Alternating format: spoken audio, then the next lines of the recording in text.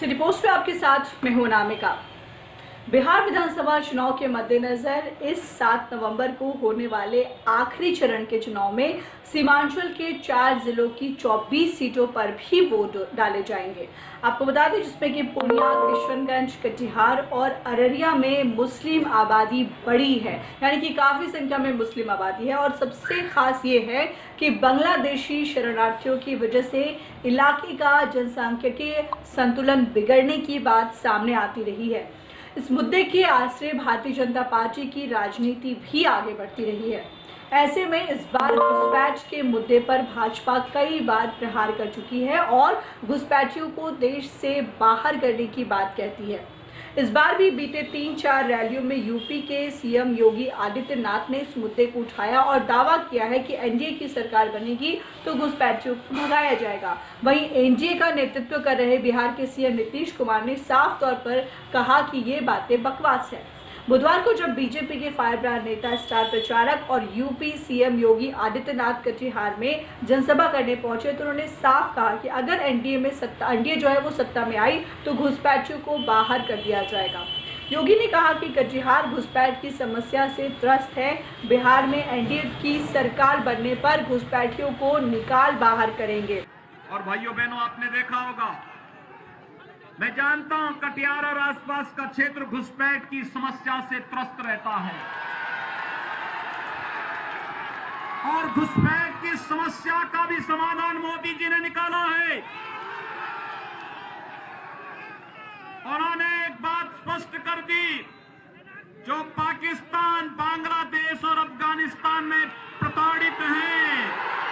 भारत सरकार ने इस बात को भी कहा है, अगर कोई घुसपैठिया भारत की सुरक्षा पर सेंध लगाने का कुत्सित प्रयास कर रहा है, उसे निकाल बाहर करने का कार्य भी करेंगे। भाइयों बहनों, ये देश की सुरक्षा के साथ और देश की संप्रभुता के साथ कोई भी खिलवाड़ हम नहीं बर्दाश्त करेंगे। आज ये कार्य इसलिए हो रहा है क्योंकि भारत को एक परिवार के रूप में, भारत की 135 करोड़ की आबादी को एक परिवार के रूप में मानने के लिए भारतीय जनता पार्टी और भारतीय जनता पार्टी के सहयोगी दल पूरी प्रतिबद्धता के साथ कार्य कर रहे हैं। बाहर करेंगे। वहीं किशनगंज की बात करें तो किशनगंज जिले में एक जनसभा को संबोधित करते हुए बिहार सीएम नीतीश कुमार ने कहा कि हिंदुस्तान से किसी को बाहर करने का किसी में दम नहीं है। और इसके बाद योगी आदित्यनाथ की रैली के बाद जब नीतीश कुमार कटिहार पहुंचे तो उन्होंने यहां भी कहा कि कुछ लोग दुष्प्रचार और फालतू बात कर रहे हैं कि देश से निकाल दिया जाएगा। किसी में इतना दम नहीं है कि किसी को भी देश से बाहर निकाल दे। सब तरह की बातें कह दी है भाई, एक एक बात जान लीजिए। और ये कौन दुष्प्रचार करता रहता है, फालतू बात करता रहता है, यहां से कौन किसको देश से बाहर करेगा?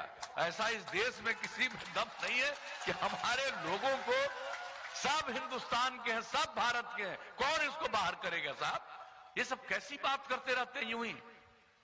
हम तो आपने जब से मौका दिया है, आप बताइए, समाज में प्रेम का, भाईचारे का, सद्भावना का माहौल पैदा किया है, सबको एकजुट करने की हमने कोशिश की है।